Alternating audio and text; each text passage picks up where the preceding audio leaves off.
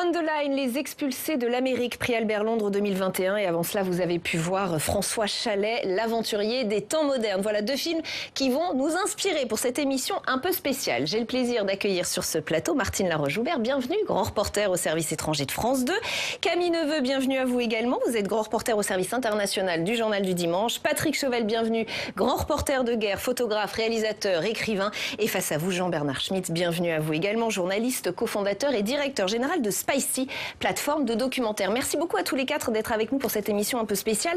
Alors, certains de nos téléspectateurs ont probablement découvert qui était François Chalais, un grand reporter, j'ai envie de dire, un petit peu à l'ancienne. Vous allez me dire ce que vous en pensez.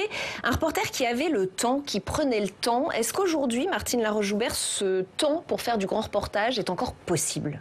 Alors, j'étais assez étonnée d'ailleurs par ce documentaire sur lui, parce que je savais qu'il avait parcouru le monde, mais pas autant. Oui. J'avais en tête son interview de John McCain quand il était prisonnier au Vietnam, mais je ne savais pas qu'il avait autant couru, quoi. Mais quand je suis entrée à la télé, je n'entendais parler, mais j'entendais surtout parler de son caméraman Jean-Pierre Janssen. Et moi, j'avais surtout en mémoire de François Chalais ses interviews d'actrices, finalement, au Festival de Cannes. À la fois ses questions, à la fois suaves, mais complètement déstabilisantes. On reviendra d'ailleurs sur son talent d'intervieweur qui est abordé dans le film, et on verra un extrait intéressant. Mais ce grand reporter comme ça, qui prenait le temps, est-ce que pour vous, c'est encore possible? C'est pas tellement le temps qui est remarquable là-dedans, c'est le texte. L'écriture. L'écriture, qui a plus aujourd'hui. Aujourd'hui, moi, je sais que quand je fais un texte, quelquefois, je m'envole un peu. Et ben, à chaque fois, j'ai la boîte de prod ou la chaîne qui retoque et retravaille le texte pour le film soit plus vendeur. C'est-à-dire que c'est devenu un produit. Et quelquefois, je m'engueule sérieusement et on trouve un juste milieu. Mais les beaux textes, comme il a fait lui, aujourd'hui, c'est plus possible parce que c'est formaté, vendeur, vulgaire même. Et lui, là, il fait ce qu'il veut. Oui, grande liberté. Grande liberté, et on sent il y a du romantisme, il y a de la poésie, et quelquefois c'est même presque hors sujet. C'est ses pensées à lui, la terre en forme de cœur, c'est génial. Patrick de Carolis dit cette phrase dans le doc: un grand journaliste avec une voix, un œil et une plume. Mais il y en a aujourd'hui des journalistes comme ça, sauf qu'ils n'ont pas l'espace. C'est ça le problème. Camille Neveu, vous êtes d'accord avec ça? Oui, je suis d'accord. Moi, ce qui m'a frappé dans le film, c'est aussi les moyens dont il disposait. On voit à un moment, il y a une séquence où il est, je crois, avec son caméraman, avec deux preneurs de son. Aujourd'hui, moi, je travaille dans la presse écrite, je travaille pas en télé, mais aujourd'hui, ça m'arrive très souvent d'être seule.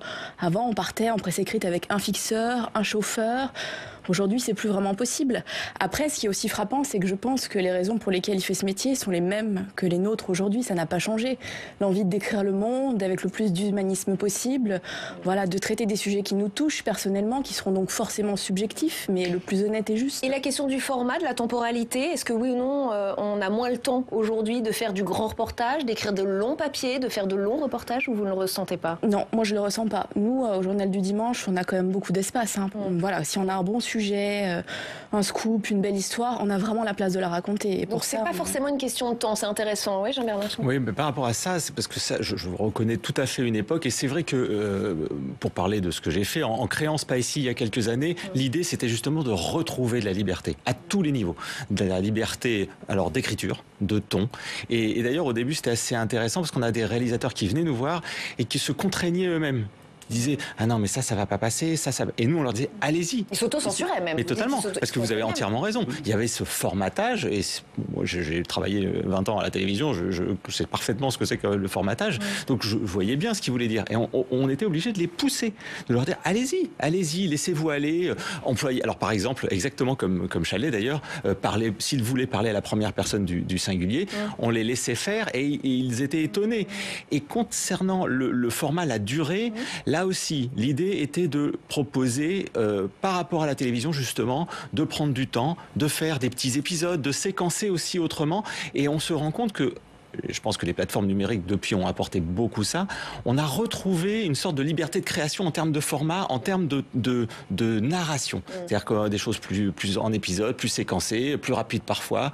D'ailleurs, c'est pas pour rien maintenant on imagine des séries documentaires de 3, 4, 5 fois 52 sur un thème. Et Martine Laroche-Joubert, est-ce qu'aujourd'hui on attend du grand reporter aussi, peut-être, des images fortes, de l'émotion, de la tension nerveuse, des choses justement un peu vendeuses, pardon pour le terme, mais c'est celui qui est employé? Je crois pas plus qu'avant. Pas plus qu'avant. Il ne faut pas que l'émotion dénature le sens de ce qu'on est en train de faire. Hein. Mais on n'attend pas de vous de l'image forte. On vous dit pas, oh, c'est pas assez fort ta séquence. Pas forcément. Mais ce qui a beaucoup changé les choses entre une rédaction, entre les reporters d'une rédaction par rapport à autrefois, c'est qu'il y a de plus en plus d'interventions de rédacteurs en chef qui, dès le matin, savent comment le reportage doit être, ce qu'ils veulent. Donc des filtres de personnes pas forcément légitimes en plus ou... Non, à mon avis, non. Mais voilà, il y a de plus en plus de pressions qui sont exercées sur le reporter. Mais bon, il faut savoir aussi... diplomatiquement, repousser ces pressions et faire à peu près ce que l'on veut. On y arrive plus ou moins, mais là, c'est aussi une question de caractère, quoi. Il faut savoir s'opposer à une hiérarchie qui est quand même, je pense, beaucoup plus envahissante, même j'en suis sûre, que quand j'ai commencé à la télé. Et avec peut-être moins de légitimité aujourd'hui, Patrick Chauvel, ou pas cette hiérarchie qui vient filtrer, qui vient dire ça c'est mal écrit, ça c'est... Moi je m'en fous de cette hiérarchie, je suis indépendant, donc... Alors c'est à la fois mieux et plus difficile parce qu'on ne gagne pas beaucoup d'argent et que souvent on finance nos reportages, mais ça nous donne la liberté. Vous avez un garçon comme Florent Marcy qui part 1 an sur un reportage et qui revient avec un film de 3 heures. Mais c'est fabuleux, c'est une œuvre. Et après, il essaye même pas de la vendre à la télévision. C'est un film que vous allez voir dans les salles de cinéma, à la Villette. Oui, mais alors pour un tout petit public alors. Et là, c'est dommage, c'est dommage. Alors peut-être que des plateformes comme la vôtre peuvent justement servir à des gens comme ça, parce que lui, il a le temps, moi aussi. Moi, quand je pars, par exemple, quelquefois sur des reportages, j'ai CNN ou CBS qui me proposent de filmer, parce que comme ils ont des assurances, qu'ils ont des équipes lourdes, jusqu'à un certain point, il ne faut pas aller au-delà d'un certain danger, parce qu'ils ont un field producer, ils ont un traducteur, ils ont un mec armé, ils ont un médecin. Enfin, c'est dément. Ils déplacent. C'est pas qu'ils manquent d'envie. Ils ont des très bons journalistes, des très bons caméramans, etc. Sauf qu'à un moment donné, on leur dit t'as 10 jours. Oui. Parce que l'assurance est trop chère. Du coup, il y a ce qu'ils appellent des expendable frogs. C'est-à-dire moi, je pars avec la petite caméra et je peux faire des images pendant longtemps si je veux, ce qui va éventuellement, à une époque, plus aujourd'hui, financer mon reportage photo que je vais faire grâce à l'argent que j'ai gagné cash comme ça avec les Américains, et je vais pouvoir continuer en photo tout en filmant sur le côté. Mais ça, c'est parce qu'il y a eu ce changement de matériel. Parce qu'à l'époque, avec une Betacam, j'aurais pas pu faire les deux.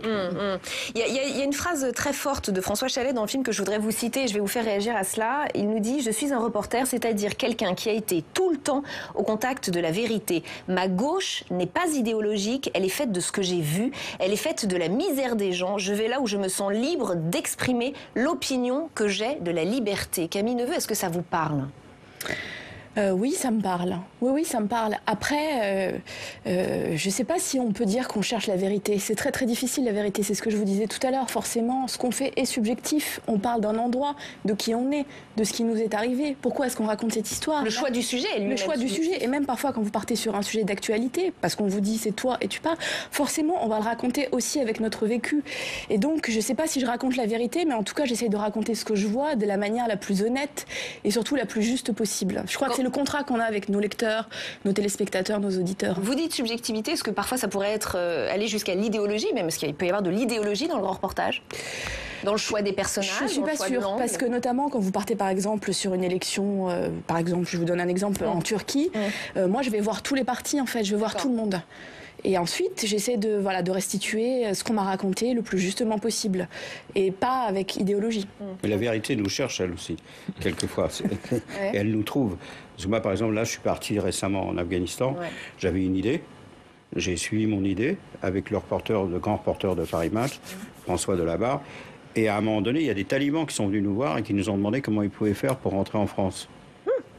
Donc, on a découvert une vérité qui était contraire à celle qu'on pensait trouver. C'est-à-dire qu'ils voulaient fuir, ils n'en pouvaient plus, ils voulaient partir. Ils voulaient fuir les talibans. Mais et vous avez pris en photo cette vérité-là qui s'est imposée à vous ? On l'a mis dans le papier, je pense, et on l'a pris en photo, oui. Mais d'un coup, on a découvert une autre vérité à l'intérieur de cette vérité. À laquelle vous ne vous attendiez pas ?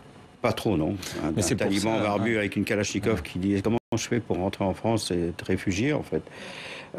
Donc on s'est dit, en fait, il faudrait y retourner, y rester plus longtemps. Les vérités changent tout le temps. Et comme dit François Chalais, c'était un ami de mon père, donc je l'ai souvent vu chez mon père. Et en fait, quand j'avais dit à mon père, tu travailles pour le Figaro, tu as une émission de grand reportage, il s'appelait Jean-François Chauvel, est-ce que tu es un homme de droite? Donc il m'a dit, ça dépend où. Quand je suis en France, je suis un homme de droite, quand je suis au Salvador, je suis un homme de gauche, je suis avec les guerrilleros.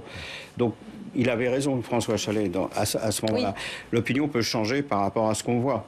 Moi, quand j'étais au Vietnam très jeune, dans les années 70, j'étais avec les Américains.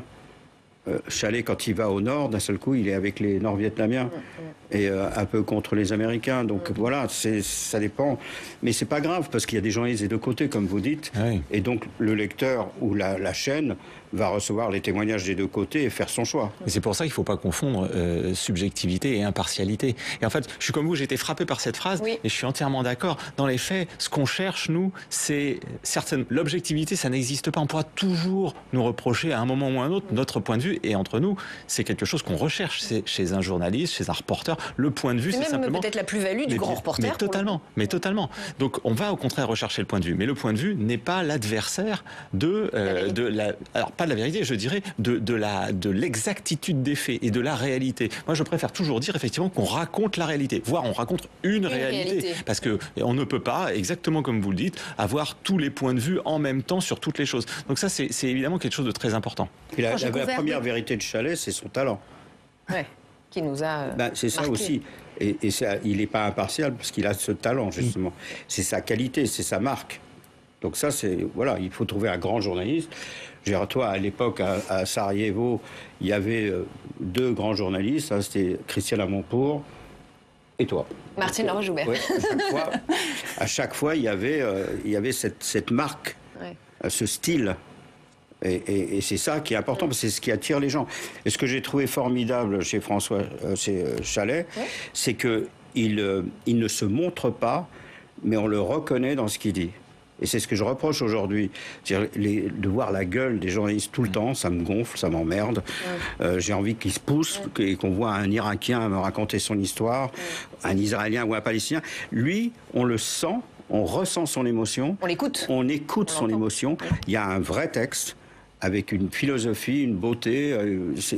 Voilà, et sa personnalité, elle sort là, elle sort pas dans le visage. Et on voit que c'est un intervieweur souvent malin, et on va y venir à cette question de l'interview. Martine Laroche-Joubert, dans le film, on revoit le scoop qu'il décroche en interrogeant Madame Nhieu, cette femme forte du sud Vietnam, et il obtient un moment intéressant. C'est cette gêne perceptible dans le regard de cette femme décrite comme diabolique, obligée de se justifier. Alors comment obtient-il ce moment? Écoutez ce qu'en dit Bernard de la Villardière dans le documentaire de Nicolas Henry.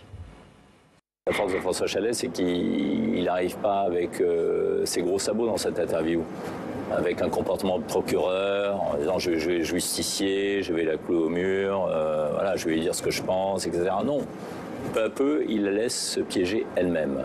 Alors là aussi, c'est un moment fort, Martine Laroche-Joubert. Est-ce qu'on a encore cette finesse d'approche dans l'interview? Ou est-ce qu'on y va avec des gros sabots aujourd'hui?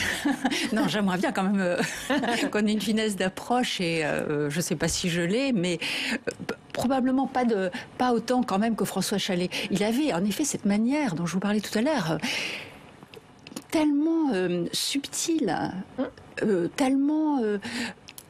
déstabilisante, mais sans en avoir l'air. C'est vraiment un intervieweur hors pair. Ça, c'est vraiment quelque chose que j'admire. C'est difficile d'interviewer les gens, quelquefois, sur le terrain. Bon, il y en a, c'est très facile, des victimes, des gens comme ça qui racontent leur histoire. Voilà, ça, c'est facile. Mais des gens comme ça, qui sont dans une action, mais qui sont en même temps puissants, comme elle l'était, lui faire accoucher d'une vérité, c'est extrêmement difficile. Le grand reporter peut avoir des interviews que les autres n'ont pas?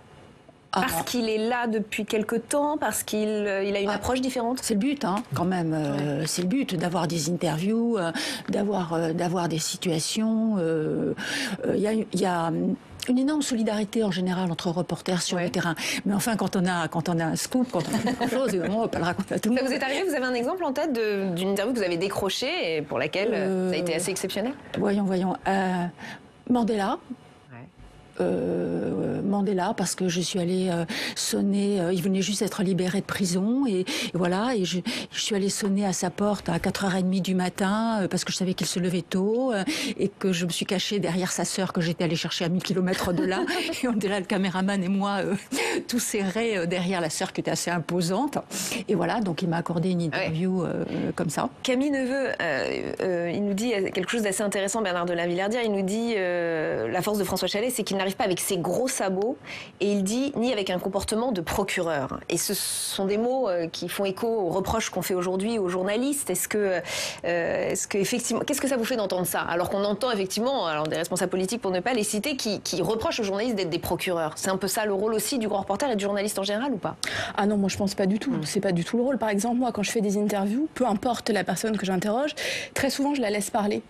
Et c'est pas forcément quelque chose que les journalistes font. Souvent, vous avez une liste de questions, tac, tac, tac, tac, tac, vous les déroulez. Et en fait, non, moi je les laisse parler. Et très souvent, en fait, on arrive à obtenir quelque chose de plus intéressant. Et la personne elle-même, parce qu'à un moment, quand même, vous réussissez à introduire des questions, arrive à vous emmener là où ça vous intéresse. Et souvent, c'est mieux que de... C'est vraiment la technique François Chalais, finalement. C'est celle-là. Ça vous parle quand... Oui, ça me parle tout à fait. Madame New, quand il arrive à avoir ce moment avec Madame New incroyable où il la laisse se piéger elle-même, quoi. Et puis c'est d'autant plus... Alors, c'est très intéressant. Et pour rebondir sur ce que vous disiez, il y a quand même quelque chose qui a changé depuis François Chalais, c'est qu'aujourd'hui, le monde entier est habitué à être filmé, répondre... Enfin, la majeure partie, alors des responsables, mais même... Parfois, de gens extrêmement communs se retrouvent, connaît les artifices du tournage, sait que ça va être monté, etc. Bon, la technique ayant tellement évolué qu'il y a beaucoup plus de connaissances de la technique de l'interview.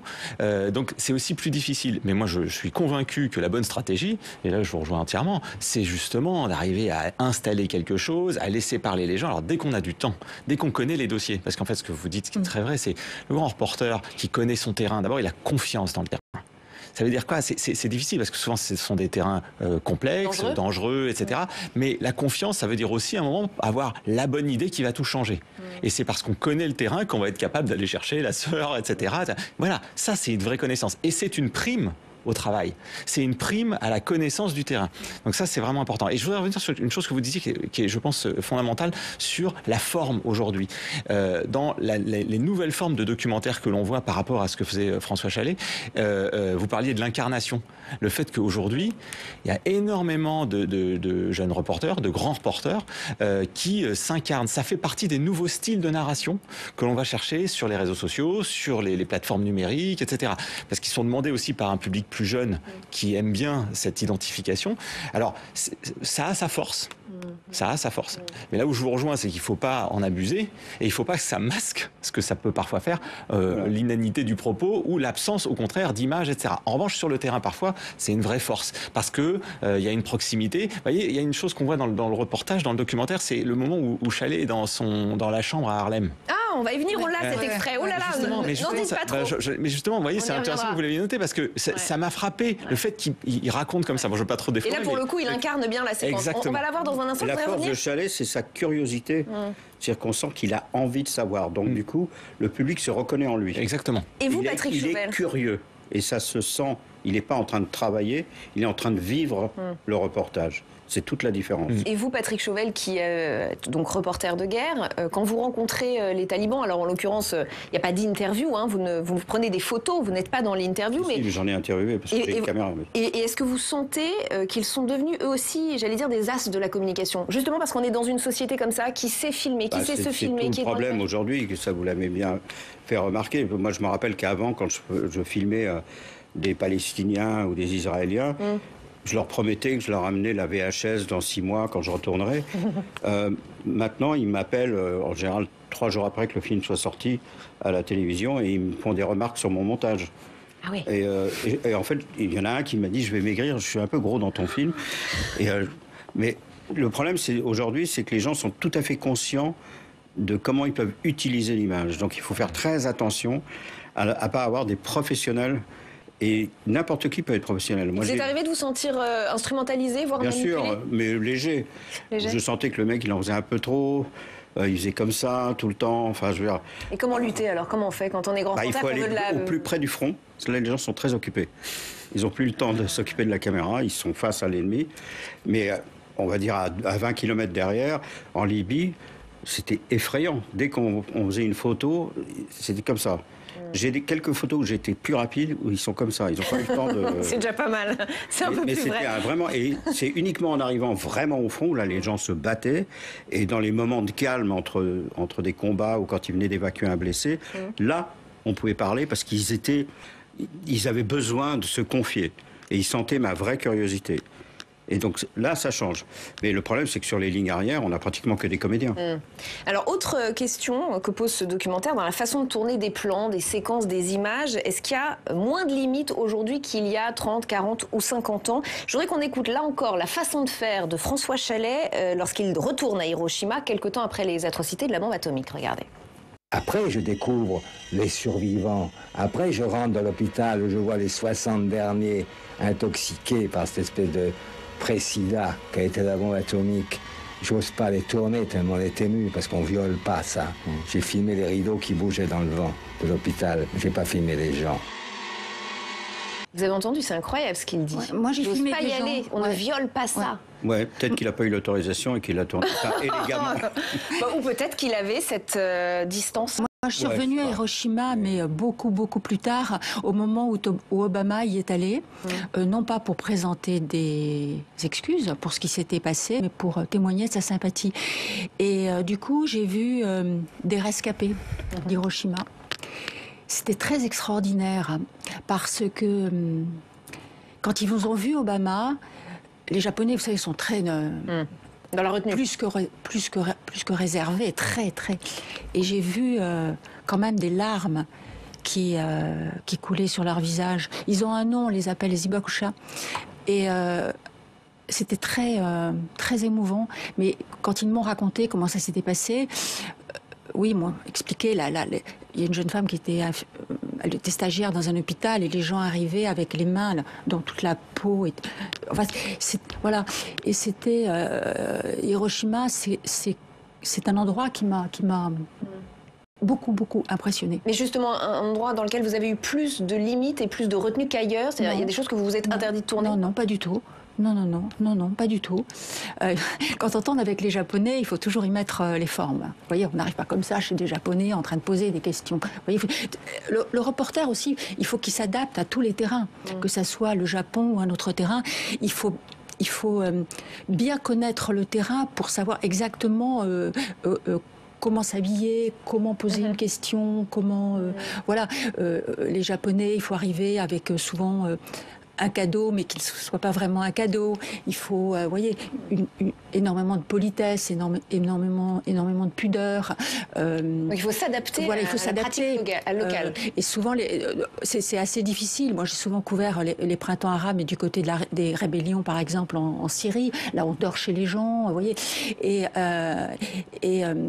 Moi, je dois faire extrêmement attention, j'ai remarqué par exemple à mon aspect, beaucoup plus que les garçons.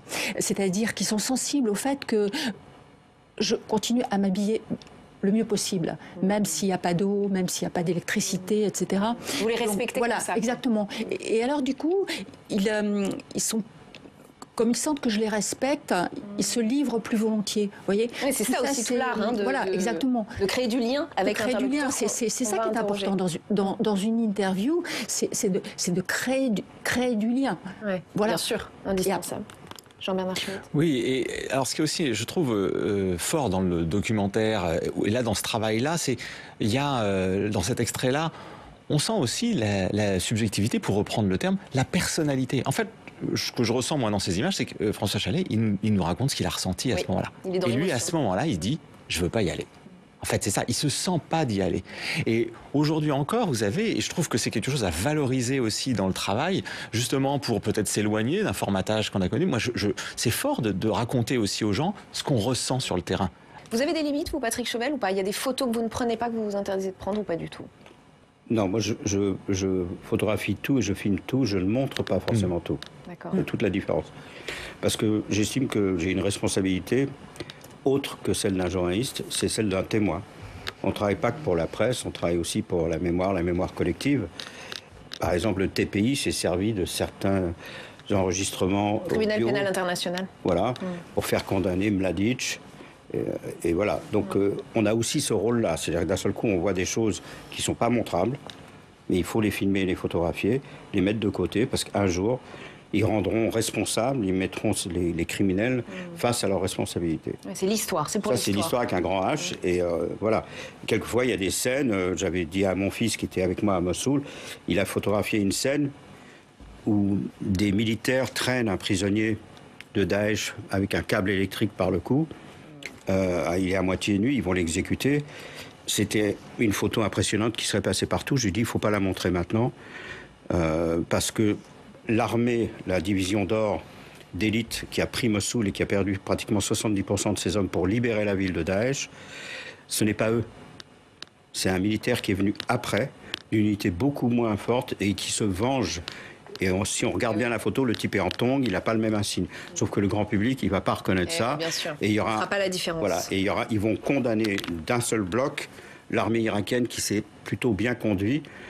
Donc j'ai dit, cette photo, elle sortira plus tard, et elle est sortie plus tard, 2 ou 3 ans après, où on parle de la guerre, de la violence. Et on recontextualise. On recontextualise. Ouais. Mais si on la sort au mauvais moment, hors contexte, c'est une catastrophe. Donc voilà, je photographie tout, mais je ne montre pas tout.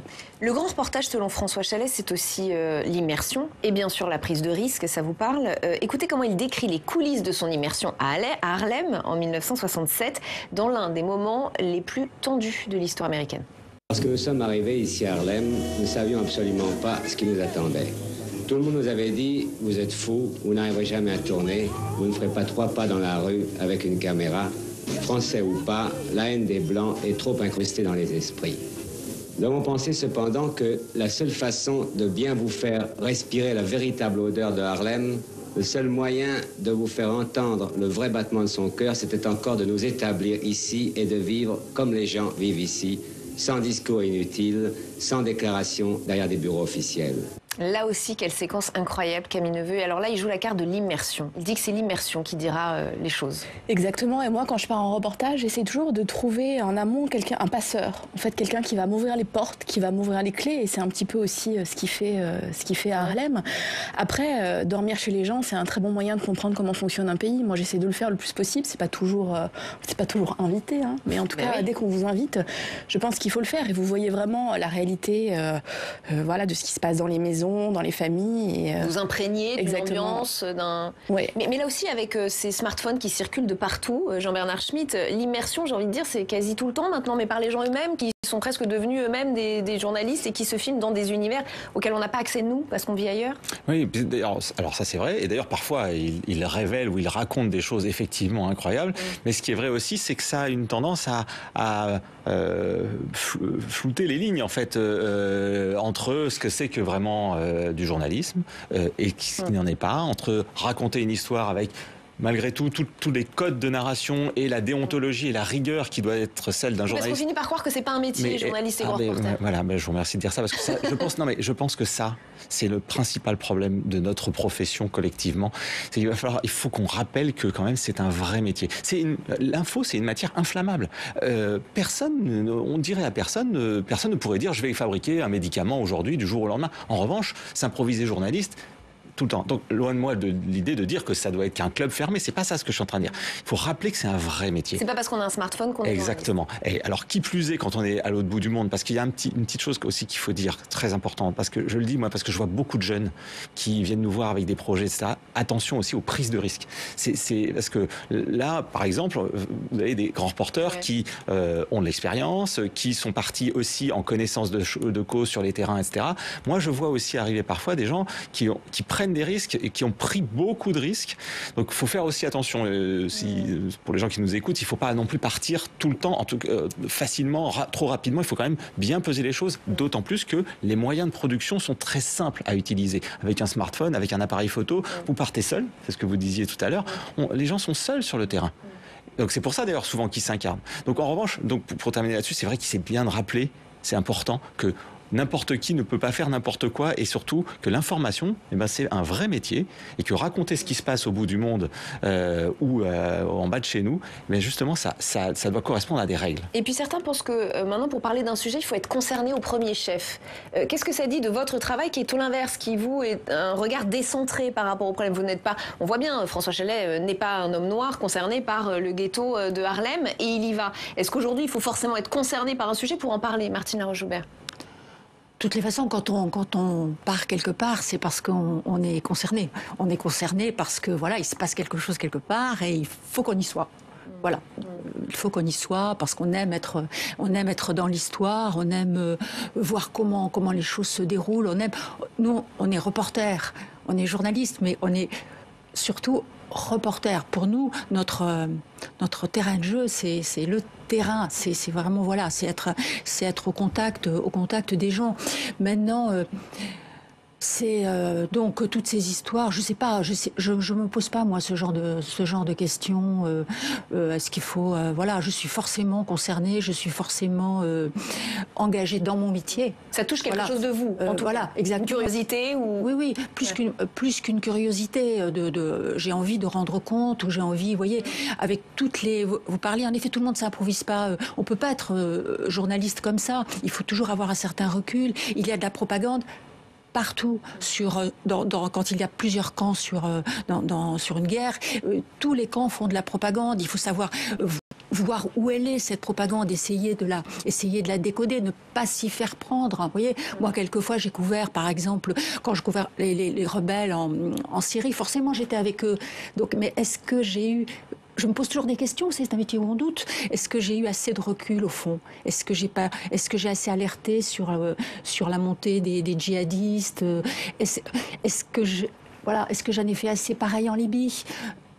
Donc donc quelqu'un qui n'est pas journaliste, alors là, franchement, ça peut être n'importe quoi. Et comment on en revient, Patrick Chauvel, de reportages extrêmement durs? On a vu vos photos où vous prenez en photo des scènes extrêmement dures avec des corps meurtris. Comment on en revient? Parce que je pense à la femme de François Chalet qui, dans le documentaire, dit parfois il me racontait qu'il était vidé, meurtri. Ça vous arrive aussi de rentrer vidé, meurtri? Non, parce que je crois à ce que je fais, je pense que c'est utile, et à partir du moment où j'ai une sorte de mission, même si ça fait un peu vieux jeu, je crois à ce que je fais, donc je veux raconter l'histoire. Ça ne vous abîme pas, vous? J'en sais rien, je me rappelle pas de qui j'étais à 18 ans, donc... Mais ce que je veux dire, c'est que, par exemple, le mémorial de Caen, j'ai une fondation, et au mémorial de Caen, il loge mes 380 000 photos, et on a des lycéens, des collégiens, qui viennent voir. Et en fait, je continue à raconter les histoires. Comme j'incarne l'histoire, je leur montre les photos et on discute, on fait des conférences. On en a fait une quand je suis rentré d'Afghanistan au mémorial de Caen. Et donc, je continue mon reportage. Je m'arrête jamais, en fait, même pendant les dîners. Même là, quand on était au maquillage tout à l'heure, je racontais des scènes avec les talibans. Et c'est ce que veulent les Afghans, c'est ce que veulent les Israéliens, c'est ce que veulent les gens à Gaza, c'est qu'on raconte leur histoire. Et moi, mon métier, c'est de raconter, quel que soit le moyen. Bon, je chante faux, donc je ne vais pas faire des chansons de gestes, mais la photo, la caméra, et c'est génial aujourd'hui, parce que le matériel est beaucoup plus facile, on peut rester plus longtemps, ça coûte moins cher. Alors évidemment, il y a ce problème, c'est que tout le monde peut servir une caméra, et du coup, la qualité du matériel a baissé la qualité des reporters. Camille Neveu, ça vous arrive, vous, de rentrer abîmé d'un reportage, d'avoir même du mal à vous réadapter Non, alors c'est plus, parfois quand vous avez des gens qui vous racontent des histoires très difficiles, vous avez envie de pleurer, et en fait, moi je pleure pas devant les gens, parce qu'ils ont autre chose à gérer qu'une journaliste qui pleure devant eux, qui vivent des choses dramatiques. En revanche, après, ça m'arrive parfois un petit peu de décharger, mais après je passe à l'écriture, et en fait, là, tout de suite, je suis vraiment happée par mon travail, et j'essaie de mettre aussi l'émotion que j'ai ressentie par écrit.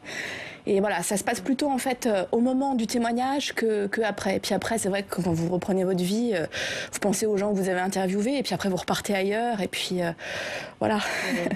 On arrive à reprendre sa vie normale en quelques secondes, Martine Laroche-Joubert? Ou jamais vraiment? Bon, Le reporter, je dirais, c'est une manière de vivre, hein. C'est une manière d'être. Vous voyez, au fond, on est toujours reporter sur le terrain, mais même quand je reviens chez moi, voilà, je reste reporter. Bon, si quelquefois les gens disent tiens, on t'a vu quelque part, ils se trompent de pays. Bon, c'est toujours un peu bizarre. Bon, mais en tout cas, vous demandiez si on était abîmé. Non, j'ai jamais eu la sensation d'être abîmé au retour. J'ai toujours quand même la sensation d'être plutôt enrichi par ce que j'avais vu. Même les choses les plus dramatiques, les plus affreuses, etc. Il y a toujours quelque chose de l'humanité qui sort, qui peut être extraordinaire. Voyez, c'est plutôt moi ces souvenirs-là que je garde. Et on s'arrêtera sur cette très belle idée, revenir enrichi du terrain. Oui, puis on mesure la qualité de la vie qu'on a en France. Ouais, c'est la chance qu'on a. Merci infiniment. On pourrait en parler des heures, mais on doit s'arrêter. Le chrono tourne. Merci infiniment à tous les quatre d'avoir participé à cette émission spéciale sur Public Sénat. À très vite, à la semaine prochaine pour un nouveau numéro.